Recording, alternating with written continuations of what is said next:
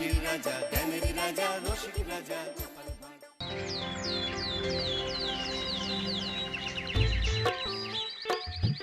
আহা কি আনন্দ, আহা কি আনন্দ, আকাশে সূর্য নিচে মাটি। আহা কি আনন্দ, আহা কি আনন্দ, আহা কি আনন্দ। আরে ও গোপাল দাদা, গোপাল দাদা, এই সকাল সকাল কি আবার পিছু ডাকলো? আরে আমি গো আমি। আমি তো আমি নামে কাউকে চিনি না। আর তুমি একটু পেছন ফিরে তাকাও তো। আমি তো সামনে যাচ্ছি, পিছনে তাকাবো কেন? ঠিক আছে, তাহলে আমি তোমার সামনে আসছি। আরে দৌড়াচ্ছ কেন? হ্যাঁ, আরে দাঁড়াও দাঁড়াও বলছি, দাঁড়াও, নইলে কিন্তু আমি মহারাজের কাছে যাব। হ্যাঁ, ও ভোলা তুমি? আরে আগে বলবে তো, আমি করছিলে কেন? একদম কথা ঘোরাবে না গোপাল দাদা। এবার বলো কি বলছি। দেখো, আমি তোমাকে আগের বছর 50 মোহর ধার দিয়েছিলাম। এ কি, তোমার তো মিষ্টির দোকান, ধার দিলে তো লোকে ছুরি কাঁচি ধার দেয়, আর তুমি মোহরে ধার দেওয়ার ব্যবসা শুরু করেছো কবে থেকে বলো দেখি? আবার কথা ঘোরানো শুরু করেছো? হ্যাঁ, আমি এবার কিন্তু সত্যি মহারাজের কাছে যাব। আরে মজা করছি তো। আরে বারবার আমাদের মধ্যে মহারাজকে টেনে আনার কি দরকার বলো তো? সে না হয় টানলাম, তবে তুমি ওই আমার 50 মোহর সুদ সহ কবে ফেরত দেবে বলো তো? আর কিন্তু তোমার হাতে ওই 1 সপ্তাহ সময় আছে। হ্যাঁ, 1 সপ্তাহ মানে কতদিন ভাই? 7 দিন, 7 দিন। 7 দিন? আচ্ছা 7 দিন মানে কত ঘন্টা? 24 গুণ 7, মোট ওই 168 ঘন্টা। ও, অনেক সময় আছে। দেখো গোপাল দাদা, তোমার সাথে কিন্তু আমার ওই কাগজে কলমে লিখিত পড়িত আছে। হ্যাঁ, যদি ওই সময়ের মধ্যে তুমি আমার কাছ থেকে নেওয়া ওই অর্থ আমাকে ফেরত না দিতে পারো, তাহলে কিন্তু তোমার ওই বাড়ি ঘর সব আমার হয়ে যাবে। হ্যাঁ, হ্যাঁ হ্যাঁ, মনে আছে মনে আছে। এখন রাজসভায় যাই, 168 ঘন্টা পেরিয়ে গেলে চলে এসো, কেমন? বেশ, কথাটা মনে থাকে যেন। হ্যাঁ, তখন আর কিন্তু কোনো চালাকি করতে যাবে না, আমি সোজা মহারাজকে বলে দেব। ঠিক আছে ঠিক আছে।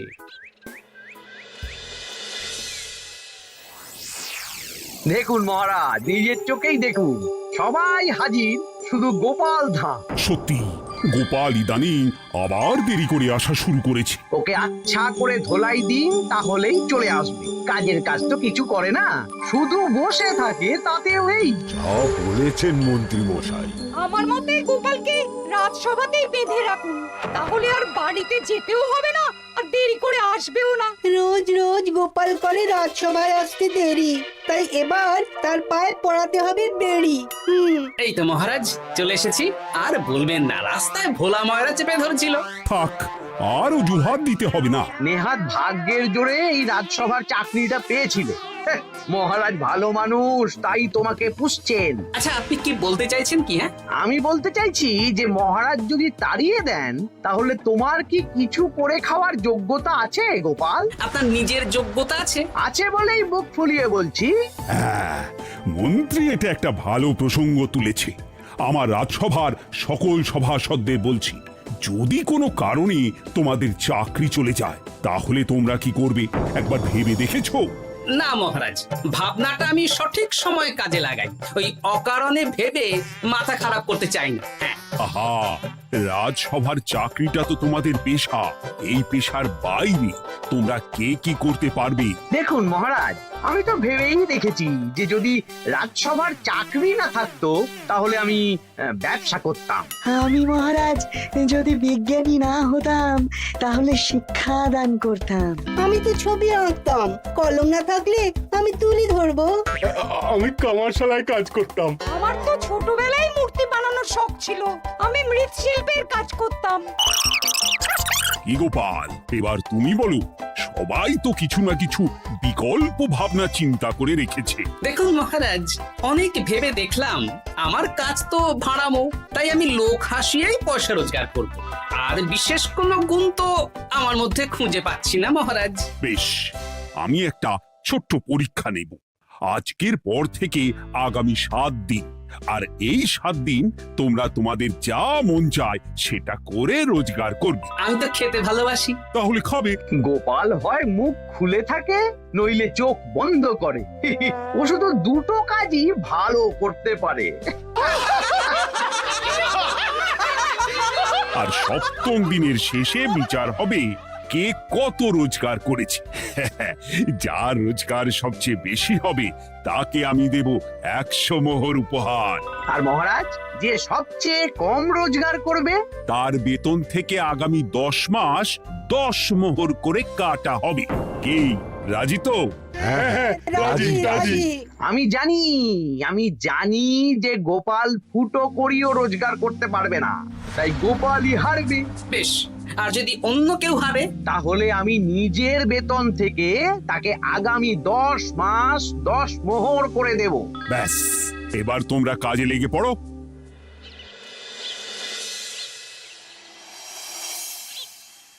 এ কি গিন্নি, আজকেও নিরামিষ?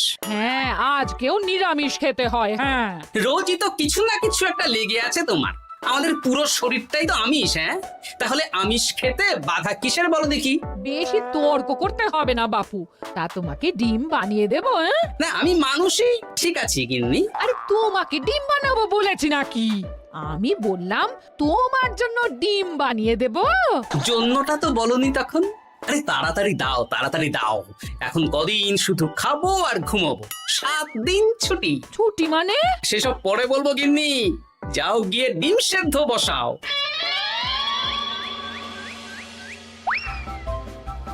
আরে করছোটা কি? বাড়িতে যা মোহর আছে সব তুলে কোথায় নিয়ে যাচ্ছ? আড়ত বাজারে। কেন কেন? তুমি আড়তে গিয়ে কি করবে? আড়তটাই কিনে নেব। কেন? তাহলে খোলা বাজারের সব ব্যবসায়ী আমার কাছে আসতে বাধ্য হবে, আর আমি ভালো মুনাফা রেখে সব বিক্রি করব। কি রাজবাড়ি সুখে চাকরি ছেড়ে দিলে নাকি? না না না, এখন 1 সপ্তাহ ব্যবসা করে মহারাজের কাছে আমার যোগ্যতা প্রমাণ করব। সব পরে বুঝিয়ে বলবো। হ্যাঁ, আমি আপনাকে সব শিখিয়ে দেব। তাহলে ভাই ওই আগামীকাল সকাল থেকে কাজে লেগে পড়বো, কেমন? তাহলে বুঝতে পারলেন তো যে কি করতে হবে? হ্যাঁ হ্যাঁ জমিদার মশাই, কবিতা লেখা যেমন আমার পেশা, তেমনি চিত্রশিল্প আমার নেশা। তাহলে তো আর কোনো চিন্তাই নেই। আশা করি খুব সুন্দর ছবি আঁকবেন। আপনি 1 সপ্তাহ পর এই মন্দির চিনতেই পারবেন না। এই নিন আপনার জন্য 50 মোহর অগ্রিম। মন্দিরের চিত্রকলা শেষ হয়ে গেলে আরো 50 মোহর দেব, ঠিক আছে? বেশ।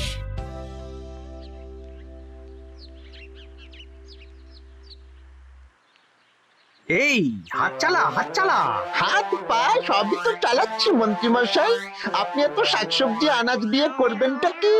আমি এখন 7 দিন কৃষ্ণনগরের বাজার নিয়ন্ত্রণ করব, তাই সব জিনিসপত্র আড়ত থেকে আমি নিজেই কিনে নিয়েছি।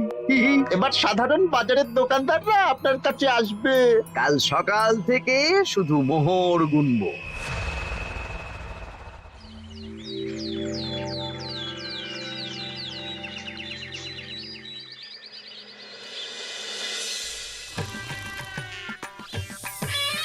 আরে এত বেলা হয়ে গেল, আর কত পড়ে পড়ে তুমি ঘুমোবে? এত লম্বা ছুটি পেয়েছি, এখন তো বিশ্রাম নিতেই হবে গিন্নি। কিন্তু পুকুর ঘাটে গিয়ে তো আমি অন্য কথা শুনলাম। তুমি আবার কি শুনেছো? তোমাদের মহারাজ নাকি বলেছেন আগামী 1 সপ্তাহ তোমরা সকল সভাসদেরা ওই সকল সভাসদেরা নিজের ইচ্ছে মতো কাজ করে রোজগার করব। আমার কাজ তো ভাড়ামো করা, তাই ভাড়ামোর সুযোগ এলে সেটাই করব। কিন্তু যদি সুযোগ না আসে, তাছাড়া যার রোজগার সবচেয়ে কম হবে তার তো বেতন থেকে 100 মোহর কাটা হবে গো। এই খবরও পেয়ে গেছো? বাবা, পুকুর ঘাট না পরনিন্দা পরচর্চা কেন্দ্র? হ্যাঁ, ওসব বাজে কথা বাদ দিয়ে কোনো কাজ শুরু করো, কাজ শুরু করো। এরকম গা এলিয়ে শুয়ে থাকলে ভগবান এসে তোমাকে পয়সা দিয়ে যাবে না গো। গোপাল দাদা, ও গোপাল দাদা, বলছি গোপাল দাদা কি খবর গো? এই তো গতকাল তোমার সাথে কথা হলো, আজ একেবারে বাড়িতেই চলে এসেছো। তোমার যা হালচাল তাতে তো মনে হচ্ছে ওই কদিন পরে বাড়িটা আমারই হবে। আর সেই আশাতেই বসে থাকো। এই ভোলাময়রা এসেছে কেন গো? এসব কি বলছে? মা ঠাকুরুন, আপনার কাছে আর কি লোকাবো? বহুদিন আগে গোপাল দাদা আমার কাছে 50 মোহর ধার নিয়েছিল। সেই ধারের থেকে 5 মোহরা এখনো আমাকে শোধ করেনি। সে কি? হ্যাঁ, শর্ত অনুযায়ী যদি গোপাল দাদা আগামী ওই 6 দিনের মধ্যে ধার না শোধ করতে পারে তাহলে এই বাড়ি আমার হয়ে যাবে। তুমি আমাকে এত বড় কথা লুকিয়ে রেখেছো? না, আমি বলবো বলবো করে বলা হয়ে ওঠেনি আর কি। এবার আপনি দেখুন গিন্দিমা কি করবেন। ভিটে মাটি ছেড়ে কোথায় গিয়ে উঠবেন দেখুন। কি গো, এতেও তোমার হুঁশ হয় না? ধুর, এই অযথা চিন্তা করো না তো, কিছু না কিছু একটা হয়ে যাবে।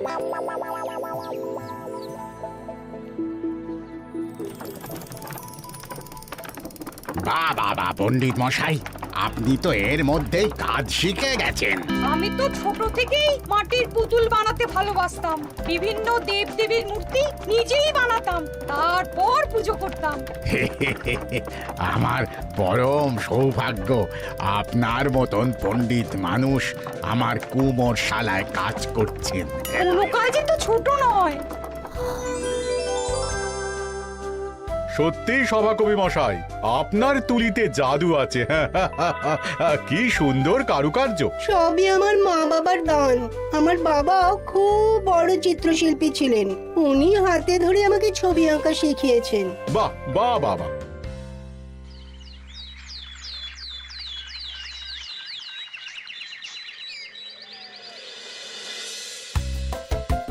এই যে পুটি, আজকে তো একটা মজার জিনিস শেখাবো। কি জিনিস? নয়ের নামটা তো তোরা পড়েছিস, হ্যাঁ, বল তো। 9 একে 9, 9 দুগুণে 18, 3 9 27, 4 9 36। ঠিক আছে ঠিক আছে, এবার থাম। পুরো মুখস্থ। সে তো বুঝতেই পারছি। এবার মজার জিনিসটা দেখ। 9 কে 9, 9 দুগুণে 18, 18 মানে কি?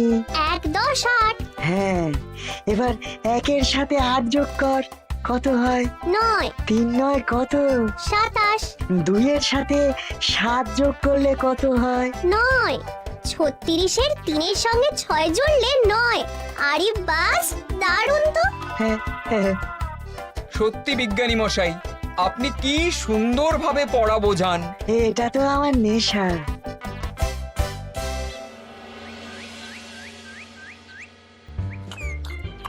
বলছি, তুমি তো দিব্যি বাড়িতে বসেই আছো, কিছুই তো করছো না।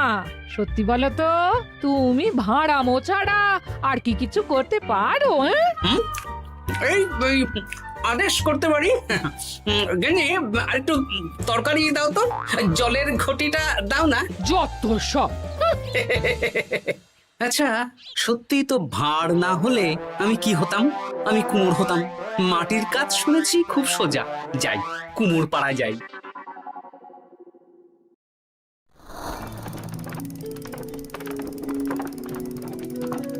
আমার কি সৌভাগ্য, রাজসভার দুজন সভাসদ আমার সঙ্গে কাজ করছে। আচ্ছা, এইভাবে ঘোরাবো? এই যা, হলো না হলো না। এটা কি মুড়ির মোয়া নাকি? দাও, আমাকে করতে দাও, তুমি অন্য কিছু করো।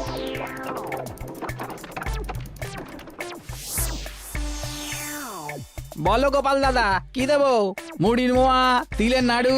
আমি কিনবো না গো, বানাবো। হ্যাঁ, কি বানাবে? ওই মুড়ির মোয়া। কদিনের জন্য আমার একটা কাজ দরকার, বুঝলে? তা বেশ, তাহলে এসো, এই পিছনেই আমার কারখানা, গুড় মুড়ি সব রাখা আছে, বানাও। এই দেখো, এই যে গুড়ের হাঁড়ি আর ওই যে মুড়ির বস্তা, এবারে বানাও। বেশ, আমি তবে সামনে দোকানটা সামলাই।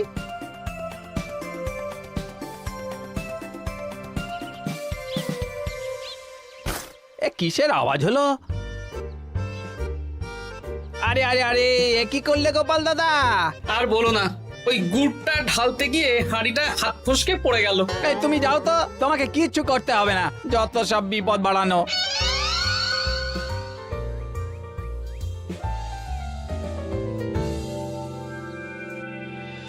তোমার দ্বারা কিছুই হবে না। হ্যাঁ, সত্যি তো, আমার দ্বারা যে কিছুই হবে না গিন্নি। তাহলে তুমি করবেটা কি?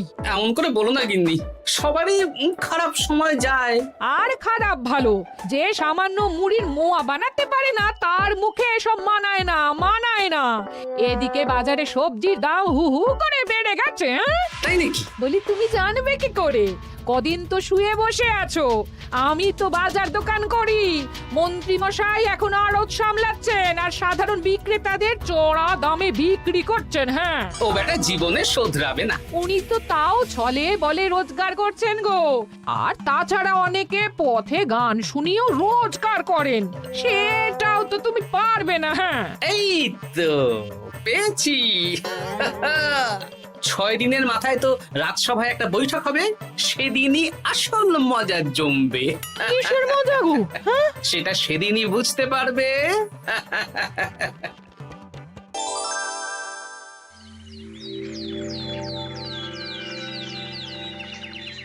তারপর বলো, আজ তো ষষ্ঠ দিন, আজ অবধি তোমরা কে কত কত রোজগার করেছো? মহারাজ, আমি এখনো অবধি 200 মোহর। বাহ বাহ বাহ! আমি মহারাজ 15 মোহর। আমি 5 মোহর। বিভিন্ন বাড়িতে বাচ্চাদের পড়াচ্ছি, শিক্ষাদান করছি দিনরাত।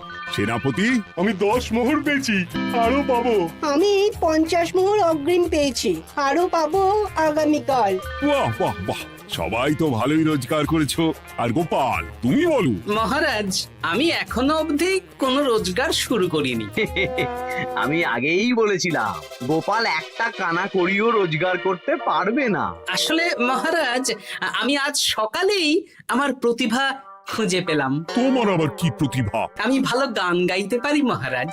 আমার ছোট্টবেলার ইচ্ছে ছিল আমি রুদ্ধদ্বার সভা করব, গান গাইব, আর দর্শক বা শ্রোতারা আমার গান শুনে আমাকে পয়সা দেবে। বাহ বাহ বাহ!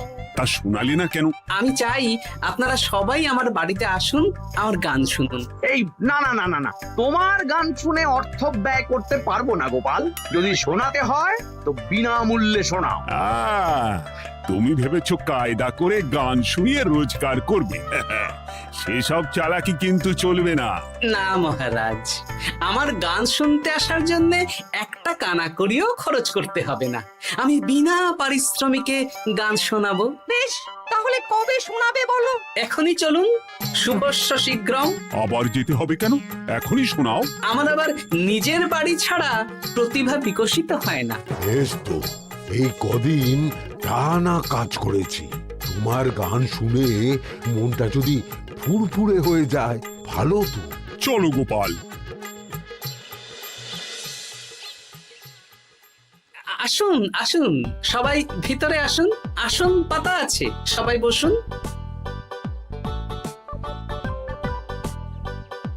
নাও, এবার গান শুরু করো। দাঁড়ান মহারাজ, আমার গান আমি বাইরের লোককে শোনাতে চাই না।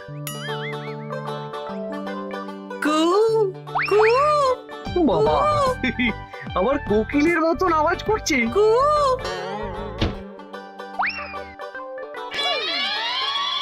নাও নাও, শুরু করো।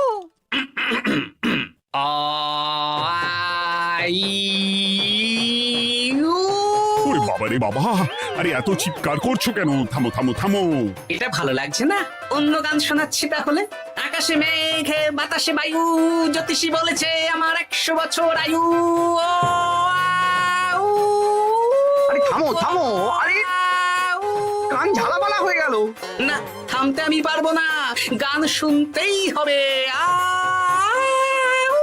ওরে ওরে বাবা রে বাবা, এই কানে তালা লেগে গেল, আমি পালাই। পালাতে পারবেন না, বাইরেও তালা দেওয়া আছে। বাইরে তালা খুলতে বলো। বাইরে বেরোতে হলে প্রত্যেক প্রত্যেককে 100 মোহর দিতে হবে। আমরা তো আগেই বলে দিয়েছি তোমার গান শোনার জন্য কোনো পয়সা দিতে পারবো না। এটা তো গান শোনার জন্য নয়, বাইরে যাওয়ার জন্য। আমার গান শুনতে আসার জন্য কোনো অর্থ লাগে না। গান শুনে বাইরে বেরোতে গেলে অর্থ লাগবে, জনপ্রতি 100 মোহর মাত্র। কি জ্বালাতন! হয় দিন, নইলে আবার শুরু করছি। থামো থামো, আপনারা কি সবাই দেবেন না এখানেই থাকবেন?